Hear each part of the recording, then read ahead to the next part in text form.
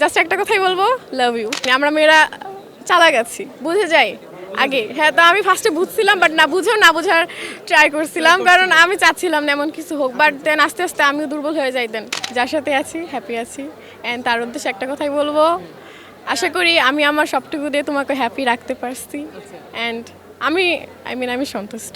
ওই হঠাৎ করে আমাকে প্রপোজ করতে, দেন আমি ফার্স্টে মানে আমি কনফিউজ ছিলাম যে কী করবো, হুট করে তো আর কিছু হয় না। দেন একটু করলাম, বিবেচনা করলাম, না মানুষের সাথে থাকা যায়। তো পরে কি বললো আপনাকে, কি বললো তখন, আসলে কি বললো একটু বলবেন? বলছে, বলছে যে তোমার প্রতি আমার আর অন্য কোনো চাহিদা নেই, তুমি জাস্ট আমার সাথে থেকো, জাস্ট হাতটা ধরে। আমাকে অনেক ভালো।